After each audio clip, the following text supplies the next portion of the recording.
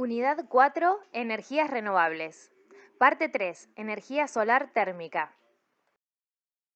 De la clase anterior, nos faltaban comentar dos fuentes de energía muy potentes en nuestro país, la energía solar y la energía eólica.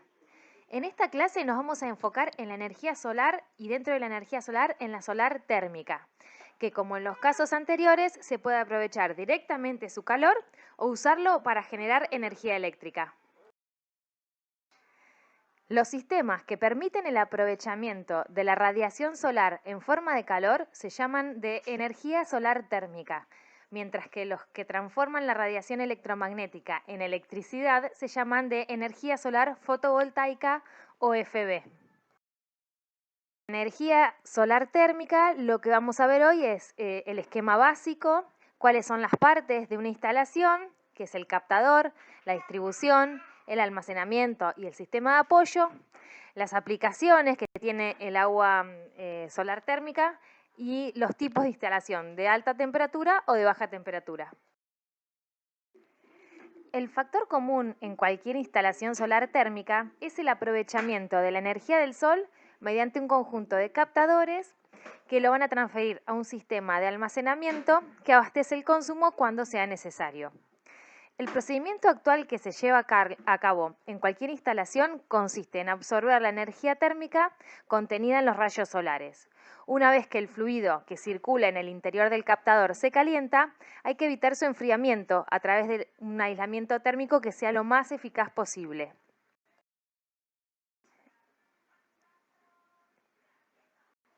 Lo primero que vamos a ver son las partes de una instalación, que consta de un captador, la distribución, el almacenamiento y el sistema de apoyo. Existen varios tipos de captadores que los vamos a ver a continuación, pero en términos generales, la función del captador es tomar toda la radiación que se pueda. Y para mejorar esta función va a aplicar muchos mecanismos de los que ya estuvimos viendo en las clases anteriores. Repasamos las capas que componen el colector de arriba hacia abajo. Primero está el cristal. Entonces, cuando los rayos solares atraviesan esta superficie cristalara, se produce un aumento de temperatura en el interior de la caja. Entonces, el cristal actúa como una trampa de calor e impide que la energía calorífica pueda salir al exterior. Cualquier sistema de captación solar se basará en combinar el efecto de cuerpo negro con el efecto invernadero, con lo que por un lado se consigue aprovechar gran parte de la radiación que llega hasta una instalación solar y por otro impedir la fuga de calorías una vez ganadas. Entonces tenemos la acumulación en la caja y tenemos un cristal que va a evitar el enfriamiento por convección. Luego, por debajo, hay una cañería de cobre por la que circula el agua. El cobre se utiliza porque es un buen conductor del calor, entonces va a permitir que pase el calor que pasó por el cristal al agua. También dice que tiene que estar pintado de negro, y eso es porque el negro va a aumentar la absorción de la radiación. Y si es negro mate, mejor. Si fuera blanco, metalizado, cromado o una superficie bien pulida, los rayos se reflejarían y quedarían en la cámara de aire, no se absorberían al agua. Debajo de la cañería lleva una capa termorrefractante, que puede ser de varios materiales que cumplan con la función de reflejar los rayos hacia arriba. Y luego la estructura es una caja y una caja que va a estar muy bien aislada térmicamente en la parte inferior para que el calor solo vaya al agua y no se disipe por debajo. Las cañerías van a estar llenas de agua. La salida se encuentra en la parte superior y a medida que se demande el consumo, va a ir saliendo el agua del colector y va a comenzar a entrar agua fría por la parte inferior. La instalación de las cañerías debe ser de cobre o de acero inoxidable en los circuitos primarios. La instalación de las cañerías debe tener el menor recorrido posible para evitar las pérdidas innecesarias y el diámetro de cada tramo se debe ajustar a las necesidades del caudal. Las conexiones deben ser fácilmente desmontables. Las válvulas o llaves de paso sirven para varias funciones dentro de la instalación. El aislamiento de un ramal, el equilibrado de los circuitos, vaciado, llenado, purga de aire, seguridad y retención. Toda la cañería debe estar térmicamente aislada. Para absorber la dilatación del agua en el circuito primario es el que ocurre en el colector, ¿no?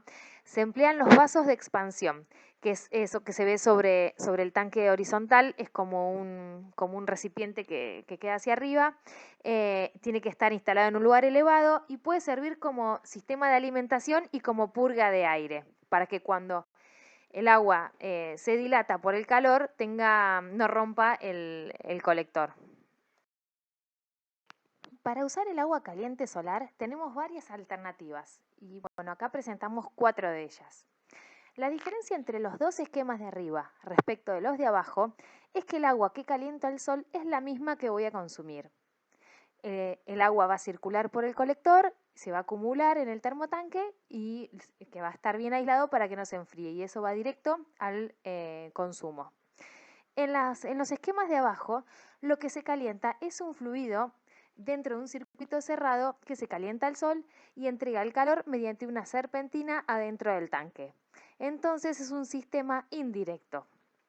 La ventaja de este sistema es que en vez de el agua puedo usar otro fluido que sea anticongelante en invierno, ya que en zonas frías el congelamiento y con su dilatación va a producir la fractura de las partes que componen el colector y ya no sirve más, se destruye.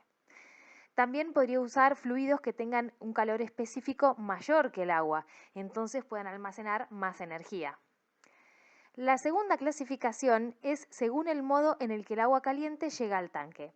La primera, que es la de la izquierda, es mediante termosifón, que sería el fenómeno mediante el cual el agua que está más caliente pierde densidad y se eleva.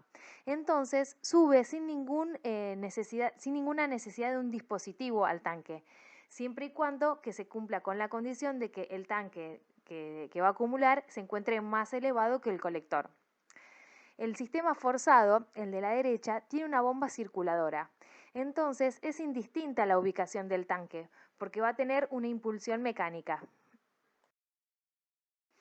Los sistemas solares van a tener siempre un sistema de apoyo, que me van a garantizar que yo pueda seguir teniendo agua caliente aun cuando pasen 3 días nublados o cuando haga tanto frío que el agua no alcance la temperatura de consigna o por cualquier otra eventualidad. Entonces voy a tener un sistema convencional que se va a usar muchísimo menos que si no tuviera el sistema solar. Entonces puede ser un termotanque a gas, ¿no? O pueden ser sistemas eléctricos, como un termotanque eléctrico o una bomba de calor. La clase pasada hablamos del uso de la electricidad y por eso estos dos últimos mecanismos, el termotanque eléctrico y la bomba de calor, ameritan una explicación adicional. El termotanque eléctrico funciona como una resistencia eléctrica y calienta por lo que se conoce como efecto Joule. Es un fenómeno irreversible por el cual, si en un conductor circula corriente eléctrica, parte de la energía cinética de los electrones se transforma en calor debido a los choques que sufren los átomos del material conductor por el que circulan y así elevan su temperatura. Estos equipos transforman toda la energía que reciben en calor. Entonces, su rendimiento es del 100%, porque 1 kWh de energía eléctrica consumida consigue emitir 1 kWh de energía térmica. Sin embargo, nosotros ya sabemos lo que cuesta generar 1 kWh de energía eléctrica y sabemos que es un tipo de energía muy refinada y que su producción tiene un 50% de pérdidas. Por el otro lado tenemos la bomba de calor, que es una máquina térmica que toma calor de un espacio frío y lo transfiere a otro más caliente. Es decir, que contradice la segunda ley de la termodinámica, que decía que el calor va a ir siempre del cuerpo más caliente hacia el cuerpo más frío. Pero esto no lo hace espontáneamente, sino gracias al trabajo aportado desde el exterior mediante un compresor. El principio es el mismo mediante el cual funciona un aire acondicionado o una heladera, y el ciclo se puede invertir para enfriar o para calentar. Estos equipos funcionan gracias a la circulación de un gas refrigerante que tiene la propiedad de evaporarse a una temperatura muy baja. Entonces, este gas usa el calor de la habitación para evaporarse, enfriando la habitación. Luego, en la unidad exterior, un compresor licúa el gas aumentando su temperatura y ahí pasa un condensador donde emite calor al exterior con un radiador. Al pasar por la válvula de expansión, el refrigerante se le baja la presión y también su temperatura. Entonces entra al evaporador en la unidad interior, donde el gas se calienta de nuevo tomando el calor de la habitación. Es un ciclo continuo. El rendimiento de una bomba de calor es superior al 100% y por eso se habla de coeficiente de performance o COP y que puede alcanzar hasta el 4,9, o sea que produce 4,9 veces más energía de la invertida en su funcionamiento. Esto hace que sea ideal para combinar con un sistema solar térmico. El agua caliente solar se puede usar para todo lo que usaríamos el agua caliente. No tiene ninguna otra restricción. Es más, la podemos usar para calentar el agua de una pileta de natación, cosa que se justifica en un gimnasio o en una pileta cubierta que trabaja todo el año, pero que sería un disparate para una casa. Bueno, resulta que en verano, que es cuando más radiación hay, a veces sobra el agua caliente y para no estropear el equipo hay que poner el agua caliente en algún lado, entonces se puede llevar a la pileta. También hay colectores diseñados especialmente para piletas que son mucho más sencillos, también por este motivo, y como trabajan en verano no requieren tantas prestaciones y es prácticamente una manguera negra al sol directamente. El otro uso del agua caliente es el uso sanitario, que es el agua que usamos para ducharnos o para lavar los platos. Perfectamente se puede conseguir la temperatura ideal con energía solar. Y el tercero, que es el más interesante para mí, es el uso para calefacción. La calefacción mediante agua es muy agradable, la tienen las casas de más categoría y hay de dos tipos, de radiadores metálicos que se apoyan en las paredes y el piso radiante, que es una serpentina en el contrapiso por la que circula agua caliente. En ambos casos, en el recorrido entregan calor y se van enfriando, por eso necesitan volver a la caldera y tomar calor, elevar su temperatura y seguir entregando el calor en el radiador o en el piso. El sistema por radiadores es más caro porque hay que comprar los radiadores. Y como se ubica en zonas puntuales, necesitan más temperatura, ya que desde un punto tienen que irradiar el calor hacia toda la habitación. El piso radiante va a tener solo la serpentina, que tiene la contra de que son más metros lineales de recorrido y que queda oculta debajo del piso. Lo bueno es que me deja libres todas las paredes para apoyar los muebles o cualquier otra cosa que quiera colocar. Es una condicionante menos, digamos. Y la calefacción desde abajo hacia arriba es más satisfactoria para las personas porque necesitamos más calor en los pies que en la cabeza. La otra característica es que el piso radiante, por ser más extenso y tiene más longitud de recorrido, va a necesitar más cantidad de agua caliente, pero a menor temperatura. Esto hace que sea el sistema ideal para combinar con un colector solar, que puede calentar mucho caudal de agua a baja temperatura. Se debe tener la precaución de orientar el colector solar para que reciba los rayos de sol perpendiculares, que son los más potentes, en invierno, o sea, considerando el ángulo de inclinación del sol de invierno. Porque aunque queden fijos y perdamos potencia en verano, como hay más horas de sol de radiación en verano, voy a igual tener las prestaciones que necesito. O sea, le doy prioridad a la condición de invierno. Bueno, y ahora según tipo de instalación, las instalaciones solares se pueden clasificar según la cantidad de calor que acumulan. Los sistemas de baja temperatura son útiles para calentar agua para uso sanitario o calefacción, mientras que los sistemas de alta temperatura por concentración de los rayos solares pueden calentar vapor o activar mecanismos de generación eléctrica. Los colectores solares de placa plana acumulan el calor del sol haciendo circular el agua por el interior de una caja aislada, cubierta con un cristal o un material translúcido que permite el paso de la radiación y evita que se enfríe por convección. El agua puede circular por una cañería o por intersticios dentro de la caja. Se pueden diseñar colectores de placa plana para trabajar con temperaturas de placa absorbente entre 40 y 130 grados Celsius. Estos colectores utilizan tanto la radiación solar directa como la difusa. No requieren sistemas de seguimiento solar y prácticamente no necesitan mantenimiento.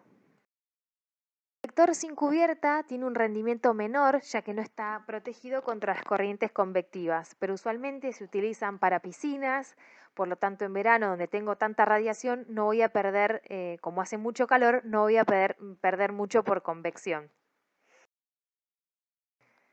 Los colectores de tubos evacuados de flujo directo, por su forma, van a recibir más radiación durante todo el día por la forma cilíndrica de los tubos durante todo el recorrido del Sol. Son tubos de vidrio cuya pared es doble. Es como si fuera un tubo de ensayo gigante metido dentro de otro tubo de ensayo. La cara interior está pintada de color azul oscuro para mejorar su absorción. Todo el sistema, el tanque y los tubos están cargados de agua, que a medida que se calienta se irá depositando en las partes más elevadas y en el tanque acumulador, como se ve en la imagen. En la imagen de la derecha vemos un interior del tanque donde se ven todos los extremos de los tubos abiertos hacia el tanque. Comparten todos el agua y a medida que se calienta se vaya acumulando naturalmente por termosifón. El colector de tubos evacuados heat pipe es similar al anterior. Los tubos son similares al anterior, sin embargo, en lugar de estar cargados con el agua, tienen adentro un caño de cobre relleno con líquido. El líquido que se calienta dentro del tubo de cobre va a ser el encargado de subir el calor y transportarlo para calentar el agua. Es un sistema indirecto. También en la imagen de la derecha vemos cómo es la conexión de los tubos adentro del tanque. Los concentradores parabólicos compuestos son paneles similares a los de placa plana, solo que en este tipo de colectores la serpentina por donde circula el agua se coloca sobre un metal reflectivo que se encuentra plegado de manera de formar parábolas. Repasando un poco de geometría, recordamos que la ubicación exacta del tubo deberá ser el foco de las parábolas, de manera de recibir la reflexión de todos los rayos solares que impactan en la superficie reflectiva. Ahora pasamos a los sistemas de alta temperatura. Este que vemos acá es el captador cilíndrico parabólico. Utiliza el mismo principio que el anterior, solo que a gran escala. Tanto la forma del elemento reflejante como el tubo por el que circula el fluido caloportador están geométricamente diseñados para no perder ningún rayo solar. Los volúmenes y las temperaturas conseguidas por los sistemas de alta temperatura permiten otros usos además que el de agua caliente, por ejemplo, la generación de electricidad o el almacenaje del calor. Las torres solares tienen como fin captar los rayos que reflejan una serie de espejos dispuestos en forma estratégicamente calculada para ser concentrados en este punto. Esta central genera al cabo del año 950 gigawatt hora, suficiente para alimentar unos 250.000 hogares. Está en Chile, en el desierto de Atacama. El concentrador lineal Fresnel tiene una superficie de reflexión compuesta por 6 espejos lineales, 3 a cada lado de la estructura de soporte del tubo por el que circula el líquido caloportador que está ahí en la altura. La inclinación de los espejos, igual que en los casos anteriores, está perfectamente calculada para maximizar la energía recibida. Este ejemplo es del INENCO, del Instituto de Energías No Convencionales, y está en Salta, en la Universidad Nacional de Salta. Los discos parabólicos Stirling son una estructura que permite aprovechar los rayos del sol y transformarlos en energía eléctrica. Este disco consta de 3 procesos. El primero de ellos es el concentrador, después está el seguimiento solar continuo y por último el motor. El motor Stirling es un motor de combustión externa. Es una forma eficaz para lugares alejados e utiliza una fuerte fuente de calor externa. Debido a que este tipo de motores necesita una alta temperatura para funcionar correctamente, la energía procedente del sol es una buena forma de conseguirla. Una vez que está en funcionamiento, basta con conectar a la salida mecánica del motor un alternador o generador eléctrico.